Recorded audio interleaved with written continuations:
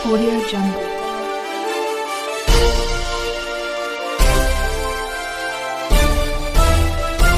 Audio Jungle. यानंतर खऱ्या अर्थानं आजच्या कार्यक्रमाचे अध्यक्ष खरं तर सर लाईट गेली पण लाईट पण तुम्हाला थांबवू शकली नाही. म्हणजे क्रांती थांबवण्यासाठी खूप सगळे प्रयत्न केले जातात, त्यातला एक असा समजूयात आपण. परंतु क्रांती थांबत नसते, आणखी ते स्वाभिमानाचं अग्निकुंड पेटून उठतं आणि सर तुम्ही ते पेटवलं. यानंतर पुन्हा एकदा या ठिकाणी बसव साहित्यिक, शिक्षण सम्राट, ज्येष्ठ लेखक, साहित्यिक, प्रवचनकार आणि नेहमी असे या चळवळीसाठी नव्या क्रांतीसाठी मार्गदर्शक म्हणून अभिमानानं पुढे येत असतात ते आदरणीय प्राध्यापक सतीशजी कुमदाळे साहेबांना विनंती आहे आपण आपलं मनोगत व्यक्त करू. जगज्योती महा बसवेश्वर, तथागत गौतम बुद्ध, महात्मा फुले, भारतरत्न डॉक्टर बाबासाहेब आंबेडकर यांच्या उत्तुंग अशा कार्यापुढे मी नतमस्तक होतो आणि मुख्य विषयाकडे बंधूंनो, असं काही घाबरून जाऊ नका आणि रोडकडच्या रस्त्याकडे पाहू नका. काय महामानवांना प्रचंड अडचणी त्या काळात आल्या आणि महामानवाचे विचार सांगताना सुद्धा किंवा ऐकताना सुद्धा काही प्रमाणामध्ये ह्या अडचणी आपल्याला येणार आहेत. तेव्हा ह्या सहन करण्याची क्षमता आपल्यामध्ये असली पाहिजे. ऊन काय, पाऊस काय, वारा काय, तो अंगामध्ये आपल्याला आता रिझवता आला पाहिजे आणि अंधारावरती उभं राहून स्वतःचा प्रकाश कसा निर्माण करायचा हे महामानवाकडून आपण शिकलं पाहिजे. त्यामुळे लाईट गेली म्हणून विचलित व्हायचं कारण नाहीये. आवाज चांगला आहे बऱ्यापैकी आणि माझ्यापेक्षा तर पहाडी आवाज सरांचा आहे. बंधूंनो, एखाद्या पित्याने आपल्या मुलाला मांडीवरती घ्यावं, त्याच्या मस्तकावरून लाडीवारपणे हात फिरवावा, त्याचं गोड कौतुक करावं. अगदी माझी अवस्था ही त्या पद्धतीनं झालेली आहे. माझी वाणी आणि लेखणीवरती नेहमी प्रेम करणारे आणि मला मार्गदर्शन करणारे आदरणीय सबनीस सर हे आज मला पित्याप्रमाणे आहे. पिता मांडीवर आपल्या मुलाला बसून जसा म्हणतो की हा माझा राजा, तसं आज मला त्यांनी मांडीवर बसून हा माझा अध्यक्ष म्हणलेला एवढाच फरक आहे. बंधूंनो, एखादा ज्ञानवंत सूर्य सबनीस सरांसारखा प्रकाशमान असावा आणि तेवढ्यामध्ये एखाद्या मिनमिनत्या दिव्यानं आपला स्वयंप्रकाश निर्माण करावा आणि सूर्याने त्याला ऊर्जा देवी, त्याला प्रेरणा देवी, अशी माझी आज अवस्था झालेली आहे. आज या विचारमंचावरती उपस्थित असणारे सन्माननीय बसवराजी हराळ सर, महेंद्र भारती,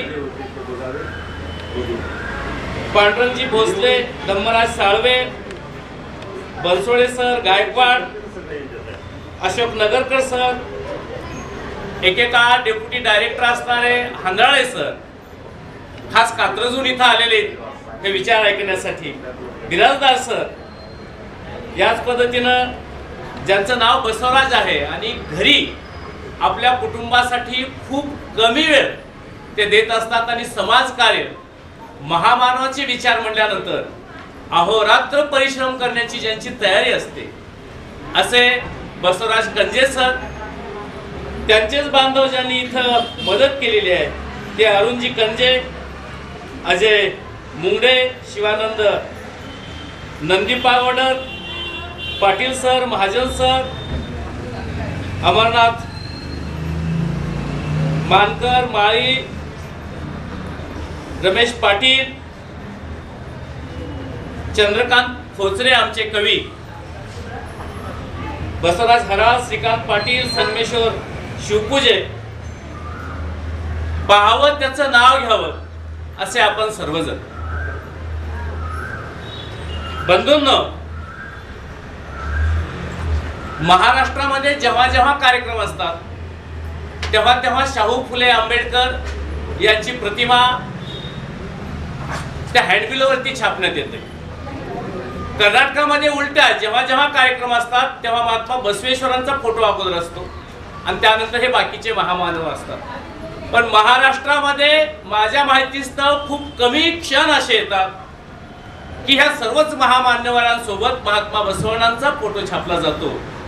आणि खऱ्या अर्थाने मी महाराष्ट्र लाईव्ह चॅनेलचे यशवंतराव गायकवाड सर यांना आणि त्यांच्या संपूर्ण टीमला धन्यवाद देऊ इच्छितो. कारण आज हा कार्यक्रम घेत असताना त्यांनी महात्मा बसवेश्वर यांच्यासोबत महात्मा बुद्ध, महात्मा फुले आणि डॉक्टर बाबासाहेब यांचे फोटो छापलेले. पण खऱ्या अर्थानं ते गौरवास पात्र आहेत असं मला वाटतंय. महाराष्ट्र लाईव्ह चॅनलच्या वतीनं आज दिवसभरापासून हा महामानवाचा चर्चासत्र, विचार मंथन ह्या उहापोहाच्या गोष्टी चालू आहेत. आणि आज या दिवसाचा हा सांगता समारंभ आहे. बंधूंनो, महापुरुषांचे विचार आज ध्यान देऊन कुणी ऐकत नाही, मन लावून कुणी वाचत नाही. जो तो अंध अनुकरणाच्या पाठीमागे लागलेला आहे. अशा काळामध्ये आज इथं महामानवाच्या विचारांचं मंचन महाराष्ट्र बहुजन सैनिक महाराष्ट्र लाईव्ह चॅनलच्या वतीनं होतोय. ती अतिशय आनंदाची आणि अभिमानाची बाब. गायकवाड सर नसतील, आवाज आहे मोठं बऱ्यापैकी.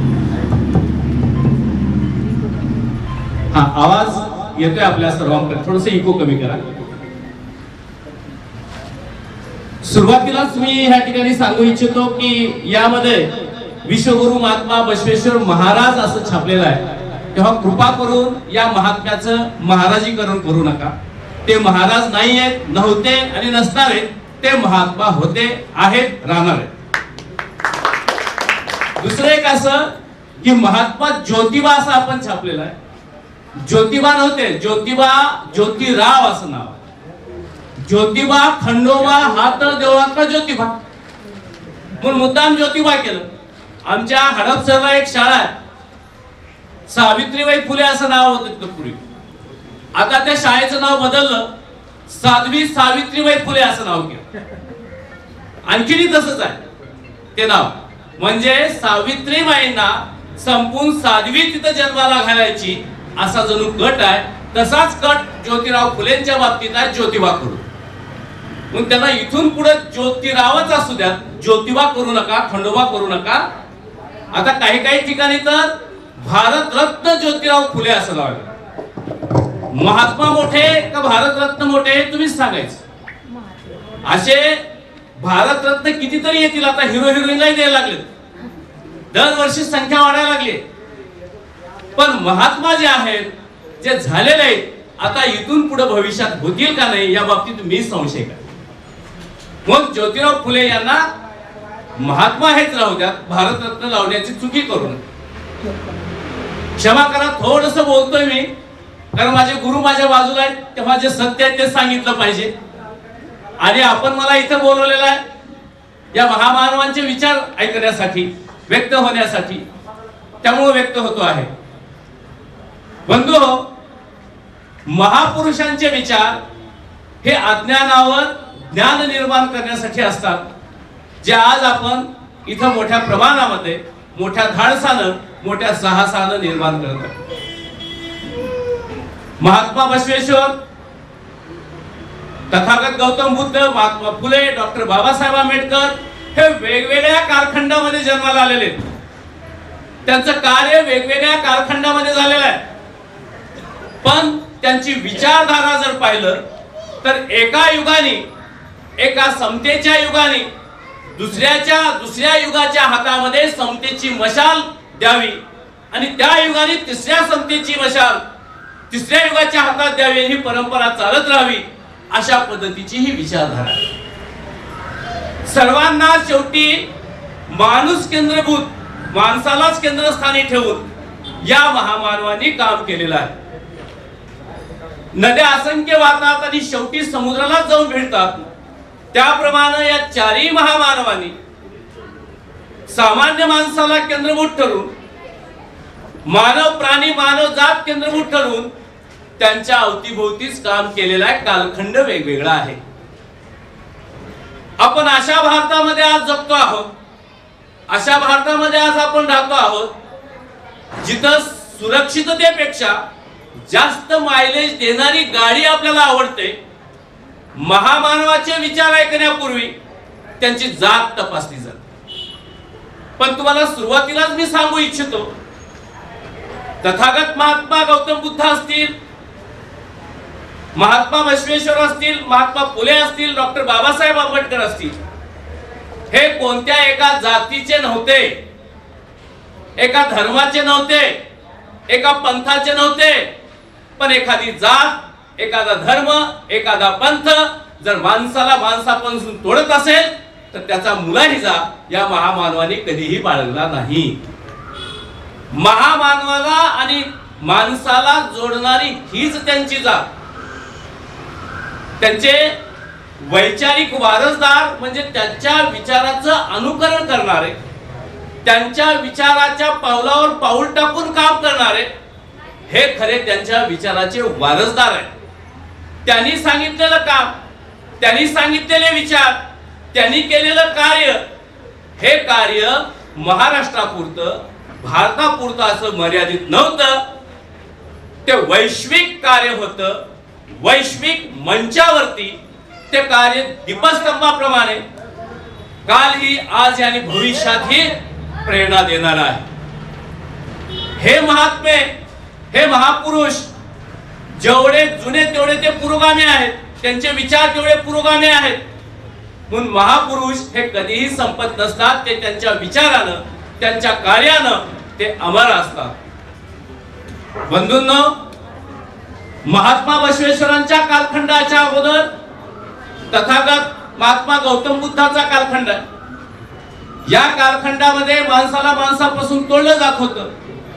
एक राजपुत्र सर्व भौतिक सुविधा असताना, सर्व वैभव पायाशी लोटांगण घेत असताना माणसाचे दुःख का असतात आणि ते निवारण का करायचे यासाठी सर्व भौतिक सुविधाला लाथाडून आपला राजवाडा सोडून ते घराच्या बाहेर पडले.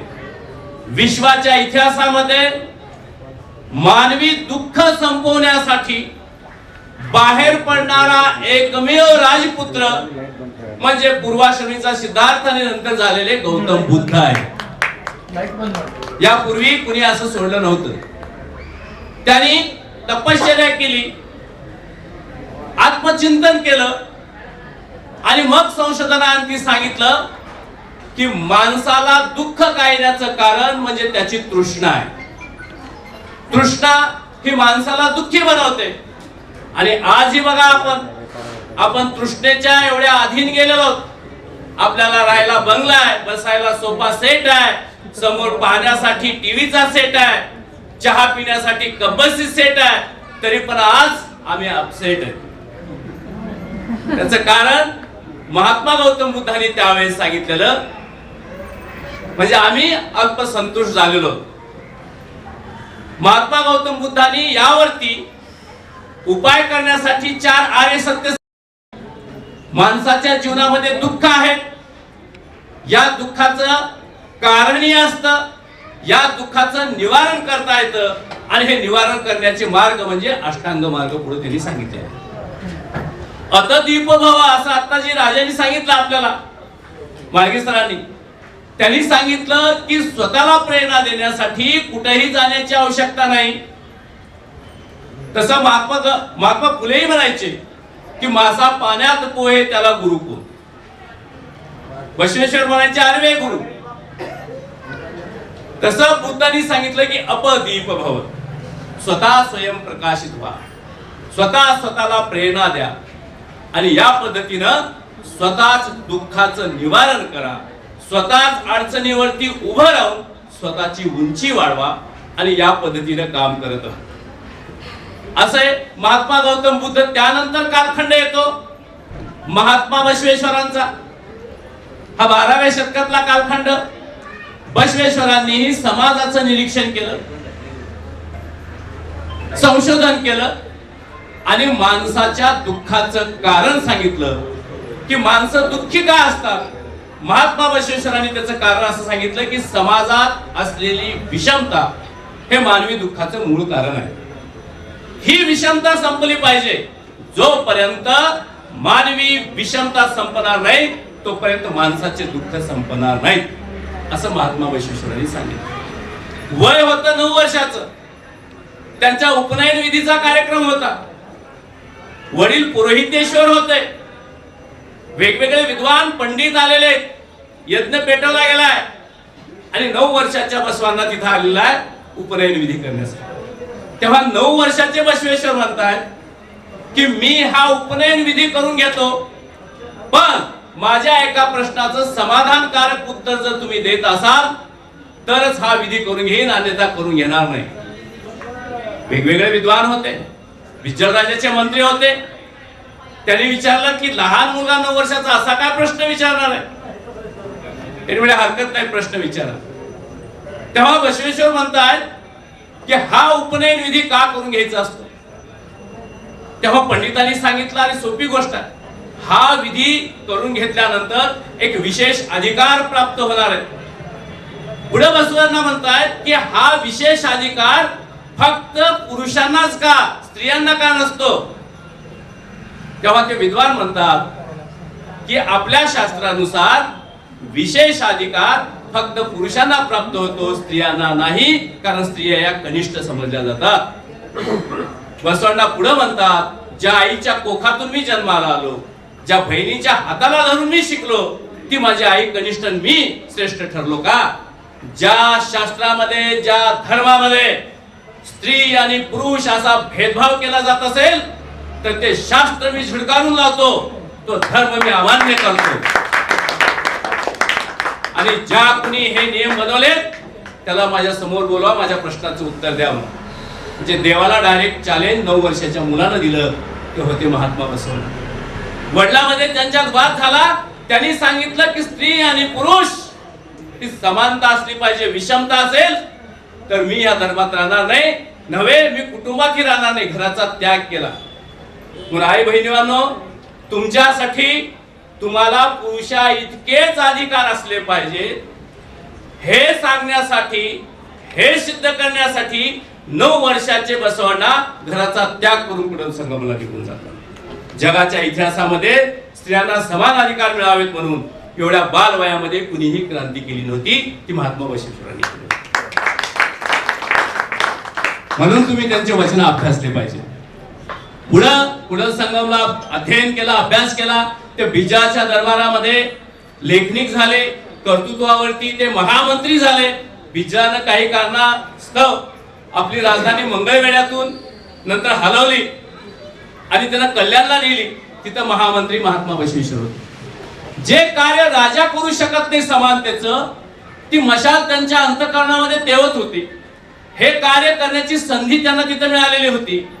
मग त्यांनी त्यावेळेस एक मोठा राजवाडा बांधला स्वतःसाठी, सर्व समाजासाठी,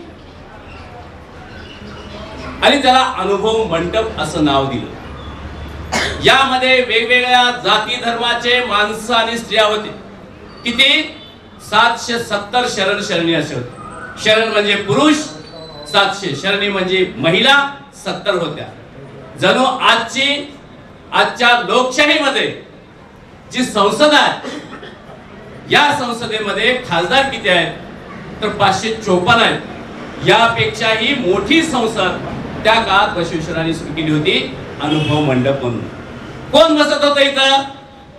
इथं ब्राह्मण बसायचा मधुरस, त्याच्या मांडीला मांडी लावून चामर हरळैया बसायचा, मांडीला मांडी लावून धोबी बसायचा, मांडीला मांडी लावून राजा बसायचा, अफगाणचा सुलतान बसायचा मांडीला मांडी लावून.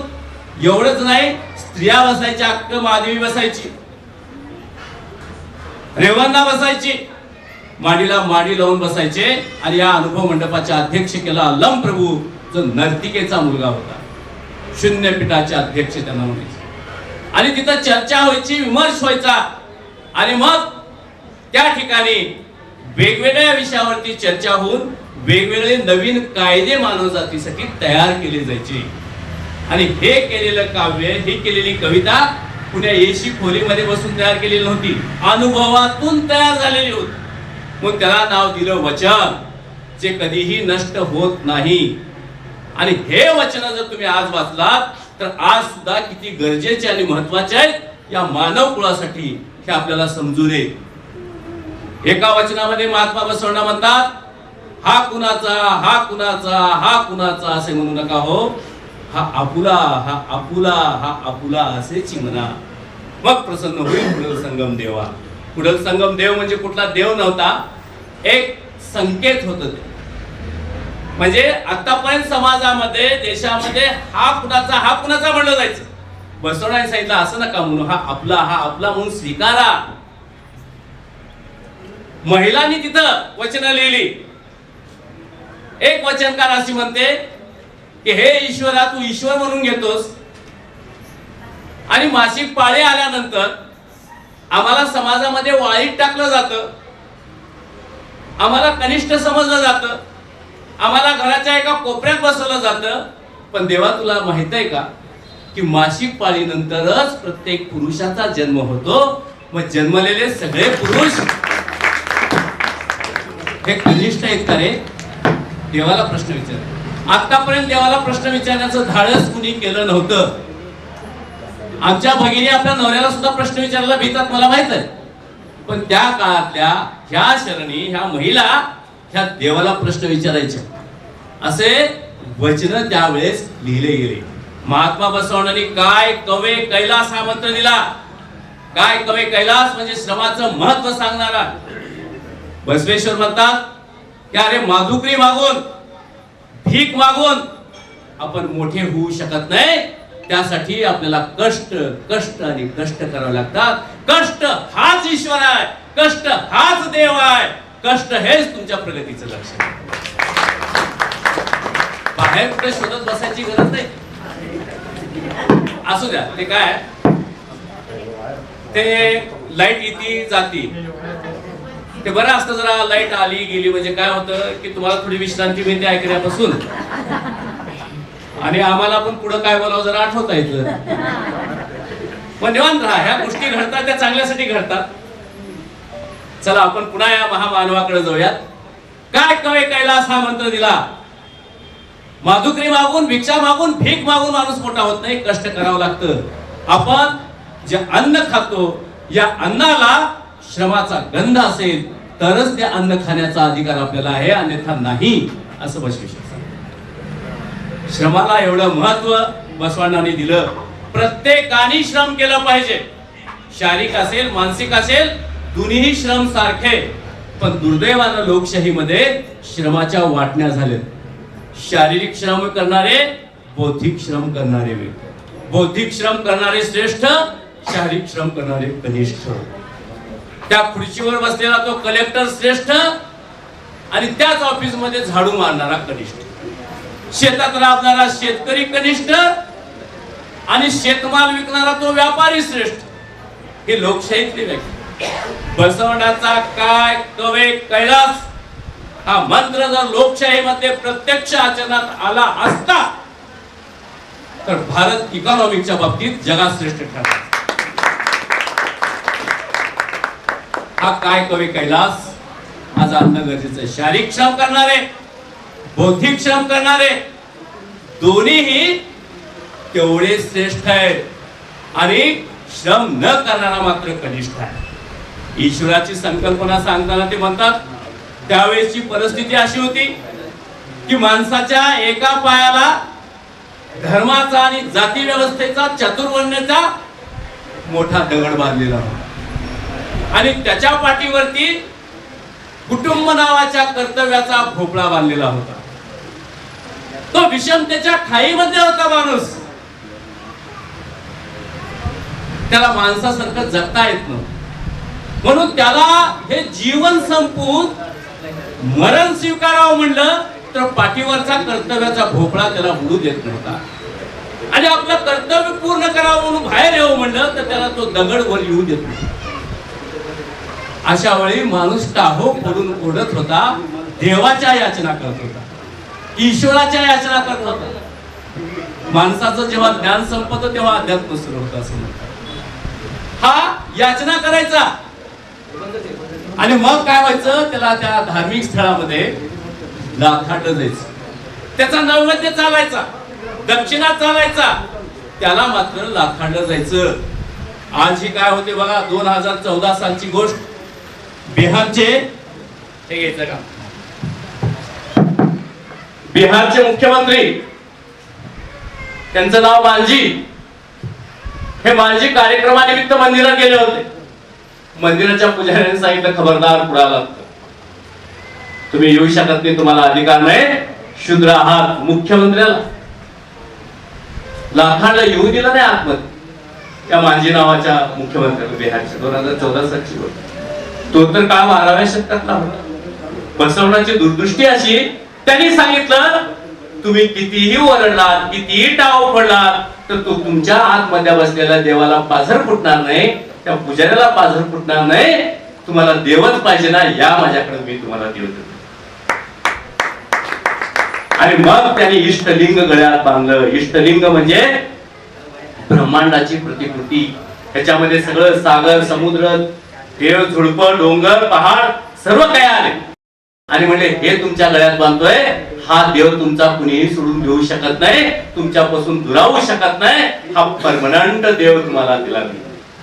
आणि तुम्ही पाहिलात कोविडच्या काळामध्ये सगळी देवालय बंद होती. महात्मा बसवेश्वर आणि जे देव बांधला होता गळ्यात ते मात्र खुला होता.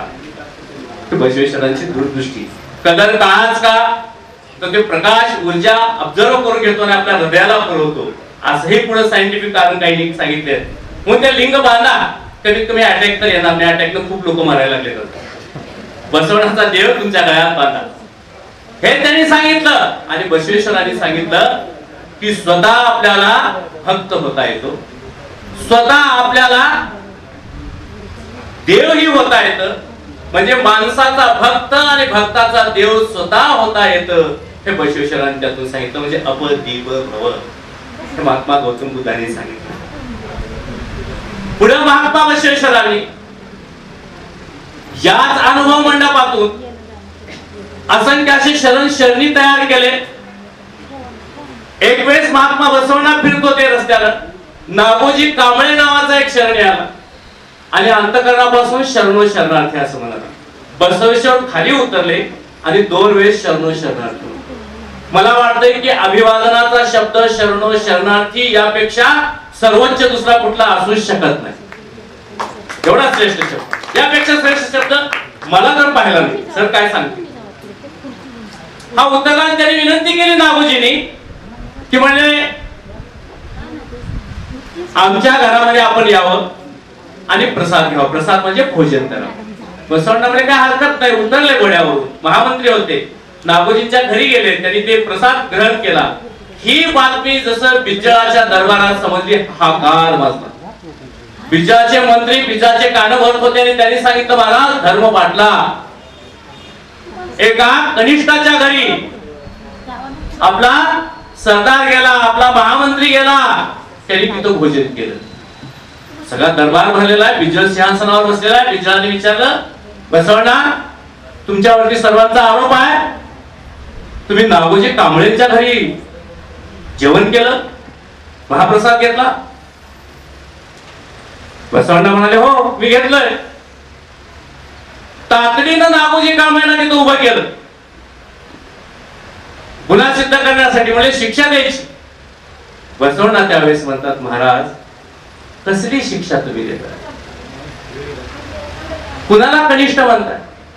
माणूस जन्मानं कनिष्ठ होत नाही, तो कर्मानं कनिष्ठ होत असतो. अहो, ज्या महर्षी व्यासांनी महाभारत लिहिलं, तो महर्षी व्यास कुणाच्या पोटी जन्माला आला? भोईनीच्या पोटी ना. अगस्त्य ऋषी कुणाच्या पोटी जन्माला आला? बुर्डाच्या पोटी ना. दुर्वास ऋषी कुणाच्या पोटी आला? चांभारेच्या पोटी जन्माला ना. या सगळ्या ऋषींना तुम्ही कनिष्ठ म्हणणार आहात का? व्यासाधिष्ठित जगत सर्वम असं तुम्ही म्हणताय, आणि त्या महर्षी व्यासाला भोईनीचा पुत्र म्हणून तुम्ही कनिष्ठ म्हणणार आहात का? महाराज, विद्वानाची जात कोण कधी विचारायची नसते. जातीनं कोण कनिष्ठ होत नाही, कोण श्रेष्ठ होत नाही, तो त्याच्या कर्मानं होतो. नागोजीचं आचरण पहा, तो केवढं श्रेष्ठ आहे, तो श्रेष्ठ म्हणण्याच्या लायकीचा आहे, म्हणून मी घरी भोजन केलं. तो कनिष्ठ होऊ शकत नाही. आणि जर होणार असेल तर माझ्या या प्रश्नाचे अगोदर उत्तर द्या. त्यांनी वेगवेगळ्या या संतांची उदाहरणं दिली. आणि मग बिज्जळ राजाने मुक्तता केली, आरोपाचं खंडन केलं, आरोप मुक्त केलं बसवण्णाला. बसवेश्वरांनी या नागोजी कांबळेंना पालखीत बसून त्याच्या घरापर्यंत पुन्हा नेलं वाचवलं. हा विजय आहे समतेचा. आणि आजही तुम्ही बसव कल्याणला जर कधी गेलात ना, नागोजी कांबळे नावाचा मठ आहे, आणखीन मठ, त्यानंतर नागदेव म्हणायला लागले लोक. तो मठ तुम्ही पाहून घ्या, आणखीन तो मठ आहे. ते महात्मा बसवेश्वर यांचं कार्य सांगावं तेवढं कमी आहे, ऐकावं तेवढं थोडं आहे. यानंतर महात्मा फुलेंनी समाजाचं निरीक्षण केलं, पाहिलं आणि त्यांनीही माणसाच्या दुःखाचं कारण शोधलं. जसं पहिल्यांदा गौतम बुद्धांनी शोधलं, नंतर महात्मा बसवण्णांनी शोधलं. यानंतरचा कालखंड महात्मा फुलेंचा. महात्मा फुलेंनी असं सांगितलं, मानवी दुःखाचं कारण सांगताना महात्मा फुले असं म्हणतात, विद्ये विना मती गेली, मती विना नीती गेली, नीती विना वित्त गेले, वित्ता विना क्षुद्र खचले, इतके अनर्थ एका अविद्येने केले. दुःखाचं कारण निरक्षरता असं सांगितलं महात्मा. हे कारण आहे म्हणून तुम्ही शिका. आता ह्या दुःखाचं हरण करायचं आहे. हे महामानव नुसतं विचार सांगत बसले नाही, प्रत्यक्ष कृती करत बसले, हे लक्षात घ्या. महात्मा फुलेंनी या दुःखाचं निवारण करण्यासाठी समाजाला साक्षर करायचं, शहाणं करायचं असं ठरवलं आणि शाळा काढायच्या. आता शाळा काढायची तर मग पुरुषांची, मुलांची काढायची का मुलींची काढायची? महात्मा फुले असं म्हणतात, एक पुरुष शिकला तर तो एकटाच शिकला, एक मुलगी शिकली, एक महिला शिकली तर अख्खं कुटुंब शिकलं. म्हणून किंबहुना पुरुषापेक्षाही स्त्री श्रेष्ठ आहे, पण तिला शिक्षणाचे अधिकार असले पाहिजे. पण त्यावेळेची व्यवस्था आपल्याला माहित आहे. मुलींना चूल आणि मूल, रांधेवाडा, उष्टे काळा, पहिल्या जन्मीचं पाप म्हणून स्त्रियांचा जन्म, हे आमचे पुराण सांगतात. महात्मा फुलेंनी सगळ्याचं खंडन केलं आणि 1848 मध्ये याच पुण्यामध्ये पहिली मुलींची शाळा त्यांनी काढली. आता या शाळेत शिकवायला कोणी नाही म्हणून त्यांनी स्वतःची पत्नी सावित्रीबाईंना शिकवलं. या पहिल्या मुख्याध्यापिका, पहिल्या स्त्री शिक्षिका बनल्या. बुधवार पेठेमध्ये त्यांनी या मुलींची शाळा काढली. आता बरेच जणांमध्ये गैरसमज आहे, शब्दाचा अपशब्द केला जातो, अर्थाचा अनर्थ केला जातो. महात्मा फुले हे ब्राह्मणाच्या विरोधात. भिडे ज्यांनी वाडा दिला ते कोण होते? ब्राह्मणच होते ना. पण त्यांना वाईट म्हणणार का तुम्ही?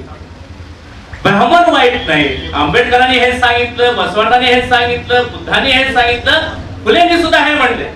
जर ब्राह्मणाला फुले शत्रू मानत असतील तर जेव्हा लोकमान्य टिळक आणि आगरकरांवर खटला झाला तेव्हा जामीनदार म्हणून महात्मा फुले होते. महात्मा फुले असं म्हणतात की ब्राह्मण किंवा माणूस कोणता वाईट नाही, त्यात असलेलं ब्राह्मणके वाईट आहे. आणि हे ब्राह्मणके ब्राह्मणातच आहे असं नाही, बहुजन समाजामध्ये सुद्धा ते आहे. आणि आता तर मोठ्या प्रमाणात आहे ते. सर तर खूप बोलतात यावर. आणि मग ही शाळा काढली. सावित्रीबाई शिकवायला गेल्या. त्यावेळेच्या पुणेकरांनी काय करावं? सावित्रीबाईंच्या अंगावर चिखल फेकला, दगड फेकली, शेण फेकलं. सावित्रीबाईने हे काम थांबवलं नाही. आणि परिवर्तन कसं असतं बघा, की ज्या 1848 मध्ये सावित्रीबाईंना मुलींना शिकवू नका म्हणून त्यांच्यावरती शेण आणि चिखल फेकला जात होता, त्याच पुण्यामध्ये 21व्या शतकात पुणे विद्यापीठाला सावित्रीबाईंचं नाव दिलं. हे पुणेकरांचं प्रायश्चित्त आहे. प्रायश्चित घेतलं त्याने आणि ह्या विद्यापीठाला नाव दिलं. महात्मा फुलेंनी त्यावेळेस समाजासाठी काम केलं. नुसत्या कुठल्या एका समाजासाठी नाही. या माणसाला कोणता जात, कोणता धर्म नव्हता. आणि बघा, महात्मा बसवण्णांनी वयाच्या 9व्या वर्षी घर सोडलं. गौतम बुद्धांनी आपल्या तारुण्य अवस्थेमध्येच घर सोडलं, राजवाडा सोडला. बस महात्मा फुलेंना सुद्धा त्यांच्या विवाहानंतर घर सोडावं लागलं, कारण त्यांनी बहुजन समाजासाठी घरचा औत मोकळा करून दिला होता म्हणून त्यांनाही घर सोडावं लागलं. त्यांनी शाळा काढल्या. इथल्या अनाथ मुलासाठी अनाथालय काढले, महिलांसाठी आश्रय घर काढली. एवढंच नाही, शेतकऱ्यांच्या शेतीचं शेतकऱ्यांना महत्व पटवून दिलं. कृषी प्रधान देश आहे म्हणून हे सगळं काम करत असताना महात्मा फुलेंनी इंग्रजाची मदत किंवा आर्थिक मदत कधीही घेतली नाही. मोठा गैरसमज पसरवला जातो. महात्मा फुलेंनी समाज उपयोगी जेवढी काम केली तेवढी सगळी कामं आपल्या खिशातल्या पैशांनी केली. हडपसरच्या जवळ मांजरी गाव आहे, माझं घर तिथंच आहे. 60 एकर जमीन होती महात्मा फुलेंची. तिथं भाजीपाला पिकला जायचा 60 एकर मध्ये, फुलं पिकली जायची आणि हा भाजीपाला फुलं मुंबईच्या बाजारपेठीमध्ये विकायला दिली जातात. महात्मा फुले आशिया खंडातले मोठे कॉन्ट्रॅक्टर होते. कात्रजचा घाट त्यांनीच बांधला, त्यांनी तयार केला. खडकवासला धरण पुणे ज्याचं पाणी पितंय ते त्यांनी बांधलं. येरवाडा जलचं काही बांधकाम त्यांनी केलं. येरवाडा जो ब्रिज आहे तो त्यांनी बांधला महात्मा फुलेंनी. हा पैसा महात्मा फुले कुठून आणत होते? 60 एकर मळ्याची शेती होती, सोनं विकायची कंपनी होती, पुस्तक विकायची कंपनी होती, आधुनिक चुली त्या काळात तयार झालेल्या होत्या. ही चूल विकण्याची त्यांची कंपनी होती. त्या काळातलं जर बजेट काढलं महात्मा फुलेंचं 8 लाख रुपये एवढं होतं. आणि आशिया खंडातले सगळ्यात मोठे त्यावेळेचे उद्योगपती जमशेदजी टाटा यांचं बजेट 21,000 रुपये एवढं होतं. 8 लाख कुठं 21,000. जर महात्मा फुलेंनी ठरवलं असतं ना तरी अदानी अंबानी सगळे एका पारड्यामध्ये असत आणि ते एका असत तरी त्यांच्या प्रसंगालाही पुरले नसत. एवढे मोठे उद्योगपती झाले असते. हा सगळा पैसा त्यांनी वापरला तो इथल्या बहुजन समाजातल्या लोकांसाठी वापरला. न्यायमूर्ती रांडे यांच्या बहिणीचा पती वारला तेव्हा महात्मा फुले गेले रांडेकडे सांगतायत, न्यायमूर्ती साहेब बहिणीचं दुसरं लग्न करा. वय खूप झालेलं नाही. रांडे म्हणतात, न्यायमूर्ती रांडे त्यांना असं म्हणतात की माझीही इच्छा तशीच आहे ज्योतिराव, पण मी जर माझ्या बहिणीचं लग्न केलं तर समाज मला काय म्हणेल, समाजाला मी कसं तोंड दाखवू. महात्मा फुले न्यायमूर्ती रांडेला म्हणतात, न्यायमूर्ती तुम्हाला समाज कसं काय म्हणेल? जेव्हा तुमची पत्नी पहिली वारली, दुसरी तुम्ही लग्न दुसरी सोबत केलं, तीही कुमारिके सोबत केलं, त्यावेळेस समाजाची बरी भीती वाटली नाही तुम्हाला? त्यावेळेस लोकांची बरी भीती वाटली नाही तुम्हाला? आणि बहिणीचं लग्न करायचं म्हटलं तर ती भीती वाटते का तुम्हाला? अहो माणसानं प्रबोधन करावं, तेच आचरणात आणावं. फुले सांगतायत न्यायाधीशाला, न्यायमूर्तीला. फुले मध्ये हे धाडस का होतं? कारण जे बोललं ते करत होते. नुसते बोलणाऱ्यापैकी नव्हते तर करणाऱ्यापैकी ते होते. असे हे महात्मा फुले. शिक्षणाचा अधिकार दिला आणि आता तुम्ही पाहताय की महिला किती मोठ्या प्रमाणामध्ये शिकतायत, किती शहाण्या झाल्यात. आता तर एवढ्या शहाण्या झाल्यात महिला, काय विचारावं तुम्हाला. जिथं भिडेवाड्यामध्ये महात्मा फुलेंनी पहिली शाळा काढली त्या शाळेच्या समोर एक छोटीशी एवढी प्लेट आहे. या ठिकाणी महात्मा फुलेंनी सावित्रीबाईंनी पहिली मुलीची शाळा भारतातली काढली. एकही महिला त्या फोटोकडे पाहत असताना मी कधीच पाहिलं नाही. मी जेव्हा पुण्यात आलो 2015 माझ्या पत्नीला तिथे घेऊन गेला आणि सांगितलं दंडवट घाल, इथं नमस्कार कर. या देवतेमुळे शिक्षण पत्नी इथंच आहे. आज भिडेवाड्याच्या आजूबाजूला 5 स्टार मंदिर, इथं 2-2 किलोमीटर रांगायला, हातामध्ये नारळ, ताट, व्रत, वैकल्य, पुस्तक घेऊन एवढ्या या महिला, या भगिनी आमच्या शहाण्या झाल्यात. आता त्यांना सावित्रीबाईच्या विचाराची गरज नाही, महात्मा फुलेंच्या विचाराची गरज नाही. आणि हे जर सांगायचं धाडस कोण करत असलं तो लय शहाणा लागून गेला. आमचा खरात बाबाच झाला. चला नाशिकला तिकडं. अहो नुसता एक नाहीये ही प्रवृत्ती नाशिकची. प्रत्येक तालुक्यात, प्रत्येक जिल्ह्यात, प्रत्येक गावागावात ही विकृती निर्माण झालेली आहे. म्हणून संपूर्ण महाराष्ट्र बुवाबाजीच्या विळखामध्ये गुरफटून गेलाय सध्या. रोज एखादं प्रकरण बाहेर पडते, एक हरामखोर रोज बाहेर येत आहे. त्याला कारणीभूत कोण आहे? आमच्या साक्षर झालेल्या, नोकरी करत असलेल्या सावित्रीबाईंना शिक्षण देऊन शहाणं केलेले हा पती. पण आता तरी शहाणे व्हा, या महात्म्याच्या विचाराकडे जरा चला. तुम्हाला शहाणं कशासाठी केलंय महात्मा फुलेंनी? अहो चिखल, दगड सगळं सहन केलं छातीवरती. कितीतरी मारेकरी आले. असाच एका रात्रीची वेळ महात्मा फुले, सावित्रीबाई फुले बसल्या तिथं. आणि तिथं लहान मुलं घरामध्ये अनाथ आश्रम स्थापन केलं होतं. कारण अनैतिक संबंधातून एखाद्या महिलेला जर अपत्य होत असेल, झालं असेल, तर तिला तोंड दाखवायला जागा नाही, म्हणून तिला समाज धिक्कारायचा. म्हणून महात्मा फुलेंनी, सावित्रीबाई फुलेंनी आपल्या घराच्या वरच बोर्ड लिहून ठेवला होता की ज्यांना कुणाला आपली मुलं नको आहेत त्यांनी खुशालपणे रात्रीच्या अंधाऱ्या रात्री किंवा दिवसा आमच्या घरासमोर आणून ठेवा, आम्ही त्यांचा इमाने बरे सांभाळ करू. महात्मा फुलेंनी बोर्ड लावला. आणि एक मुलगी रडते, ताप आले, सावित्रीबाई पट्ट्या ठेवतात डोक्यावरती पाण्याच्या. महात्मा फुले मांडीवरती हलवताय, वारं घालताय. मुलीचं रडणं काही थांबत नाही, का तिला त्रास होतोय, ती रडते, तिच्या अंगामध्ये फणफणून ताप आलाय. एवढ्यात 2 मारेकरी आले तिथं, हातामध्ये नंग्या तलवारी. आणि नेहमी समाज चांगलं करणाऱ्याला मारेकरी पाठवत असतो. आमच्या सरांना सुद्धा असे कितीतरी आलेले होते, भेटत नाहीत. महात्मा फुलेंनी सांगितलं, बाबा तुम्ही आलात का आलात? मारेकरी म्हणाले तुम्हाला मारायचे, ठार मारायचे, सुपारी घेतली आहे. महात्मा फुले म्हणाले की तुम्हाला जर मी मेल्यामुळं, मला मारल्यामुळं पैसे मिळत असतील तर खुशाल मारा, पण एक थोडा वेळ. ही मुलगी जेव्हा झोपेल ना शांतपणे, तेव्हा मी होऊन माझी मान तुमच्या ताब्यात देतो. खुशाल कुऱ्हाडी चालवा माझ्या मानेवर. थोडा वेळ झाला, प्रयत्न करतायत, मध्यरात्री झाली आणि ती मुलगी शांतपणे सुटली. फुलेंनी त्या मुलीला बाजूला ठेवलं आणि फुले दोन्ही मारेकऱ्यांना म्हणाले की आता मी तयार आहे, खुशाल मारा मला. या 2 मारेकरांच्या हातातल्या कुऱ्हाडी तिथंच गळून पडल्या. दोघांनी लोटांगण घातलं आणि म्हणाले आम्ही चुकलो होतो, माफ करा आम्हाला. जिथे आम्ही सुपारी घेतली, माफ करा आम्हाला ज्यांनी सुपारी दिली ते पंडित आहेत बाहेरचे, त्याला लोक पंडित म्हणताय, विद्वान म्हणताय, त्यांनी आम्हाला सुपारी दिली होती, पण आम्ही पाहिलं खरोखर तुमचं केवढं मोठं कार्य आहे, तेव्हा माफ करा आम्हाला. फुलेंनी माफी तिथंच दिली.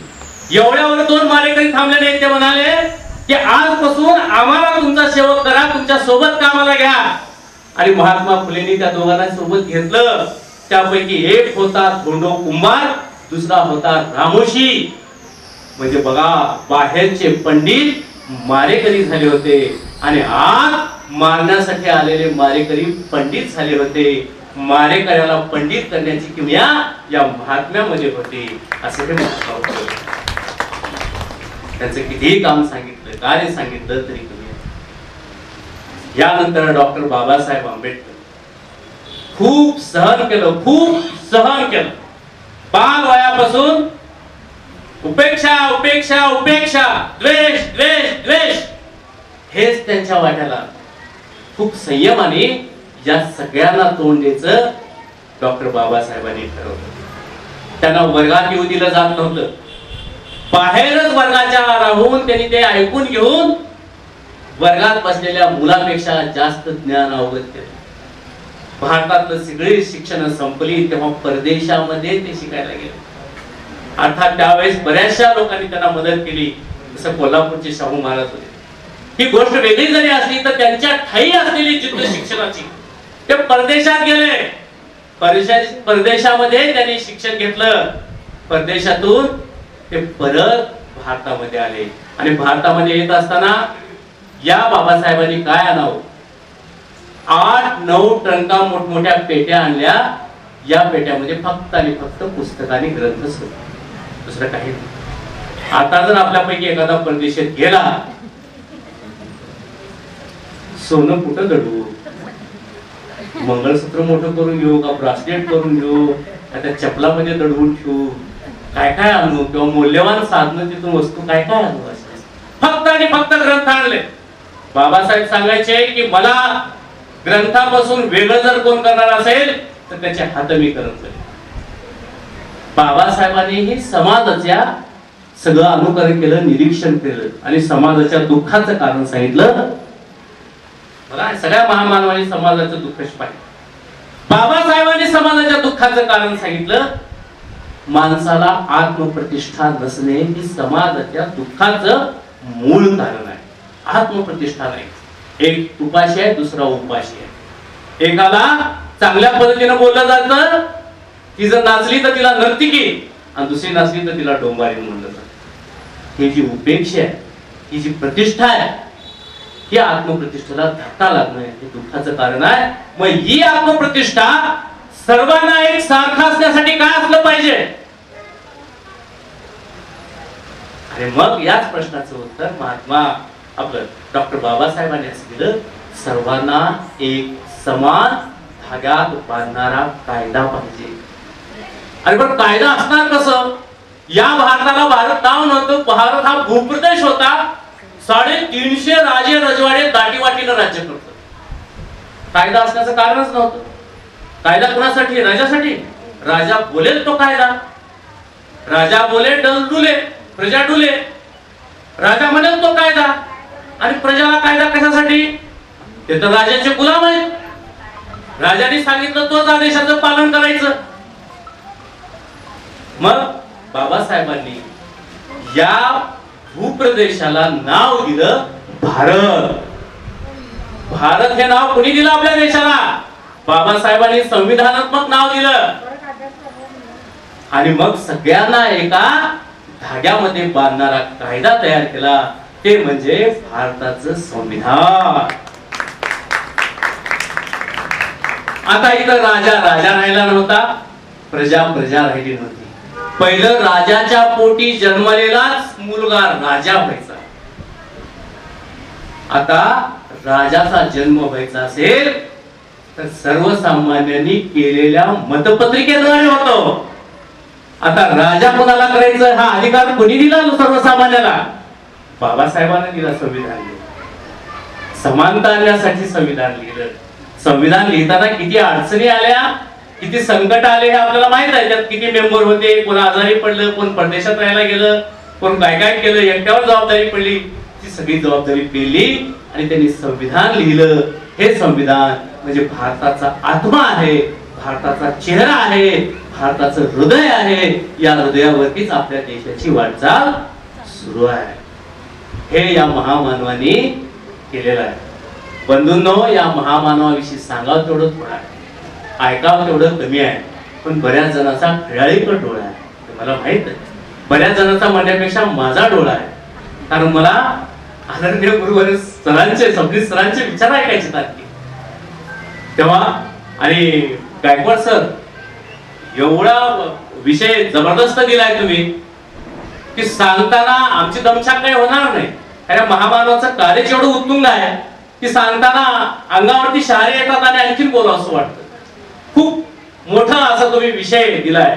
महात्मा गौतम बुद्ध, महात्मा बसवण्णा, महात्मा फुले आणि डॉक्टर बाबासाहेब आंबेडकर यांनी जगाला दिलेलं योगदान. सुरुवातीलाच मी सांगितलेलं आहे की यांनी जे योगदान दिलं, जे कार्य केलं, ते कुण्या जातीच्या धर्माच्या बाजूने नव्हतं, भारतासाठी नव्हतं, अखिल मानव जातीसाठी होतं. ते कार्य वैश्विक होतं. आता बंधूंनो, महात्मा बसवण्णाने पण ज्ञानाचं महत्व सांगितलं. ज्ञानवंत व्हा म्हटलं. हे जे वचन आहेत ना, हे वचन प्रतिक्रांती, जसं मुळगे सर म्हणले, प्रतिक्रांती झाली, विजळानी केली. तेव्हा कल्याण पासून ते उळवी पर्यंतचा प्रवास 600 किलोमीटर. हा प्रवास शरणींनी वचन साहित्याच्या रक्षणासाठी हातामध्ये तलवारी घेऊन लढत केलेला आहे. बाजी प्रभू देशपांडेंचं इतिहासातलं योगदान मौल्यवान आहेच, अतुलनीय आहेच, त्यांना सर्वांचा मुजरा आहेच. पण शरणींनी वचन साहित्यासाठी केलेली लढाई ही 1-2 किलोमीटर नाही तर 650 किलोमीटर. जगाच्या इतिहासासाठी ज्ञानाचं संरक्षण व्हावं म्हणून सर्वात मोठी माझ्या अभ्यासांनी तर ही लढाई आहे. यापेक्षा दुसरी मोठी लढाई नाही. म्हणजे ज्ञान श्रेष्ठ वाटत होतं त्यांना. गौतम बुद्धांनाही ज्ञान घ्या, ज्ञानाचा शोध घ्या, प्रश्न विचारा ते म्हणायचे.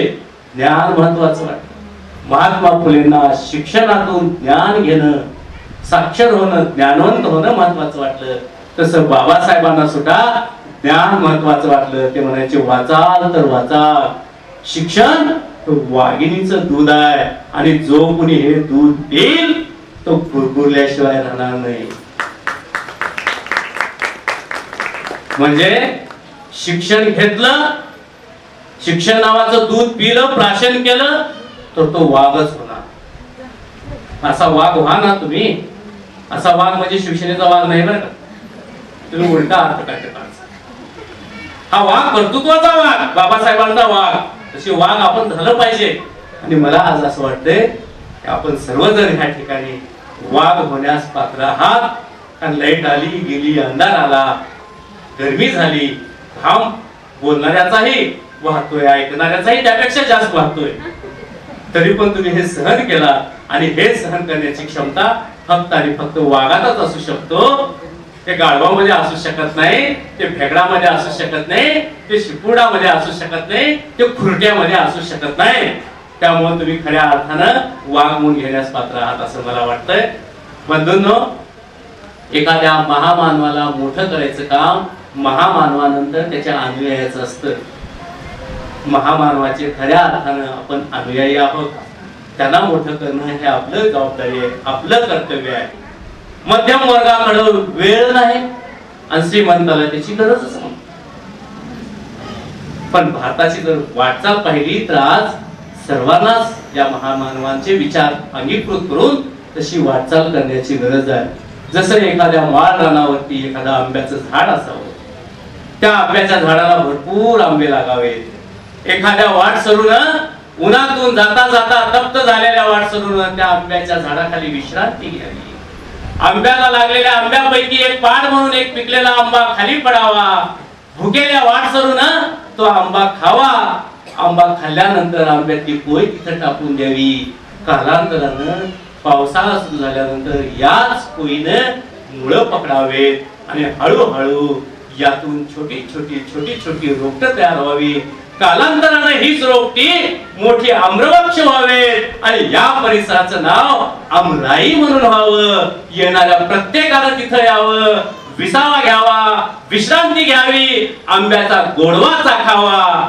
या पद्धतीनं या महामानवाच्या विचारामध्ये आपण राहूयात. त्यांचे वैचारिक वारसदार आपण आहोत. या महामानवांना मोठं करूयात. जेव्हा परदेशातला कोण इथे येईल तेव्हा त्यानं म्हणावं की अरे हा भारत बसवांनाचा भारत आहे, हा बुद्धाचा भारत आहे. इथं युद्धाची गरज नाही, इथं बुद्धाची गरज आहे. आपल्या जगाला बुद्धाची गरज आहे. हा भारत महात्मा फुलेंचा भारत आहे, ज्ञानवंताचा भारत. हा भारत भारतरत्न बाबासाहेब आंबेडकरांचा, हा वाघाचा भारत आहे. ही प्रेरणा घेऊन त्यानं त्याच्या देशामध्ये जावं आणि त्याच्या देशालाही महान करावं. असं काम आपण करावं एवढी माफक अपेक्षा आजच्या या ठिकाणी व्यक्त करतो आणि इथंच थांबतो. आपल्या सर्वांना शरण शरणार्थी. आता वाघ म्हणलंय, आता तुमचा आवाज जर पाहिला तर शेळ्या मोठ्या ओरडतील. जरा आवाज काढा. पुन्हा एकदा आपल्या सर्वांना शरण शरणार्थी.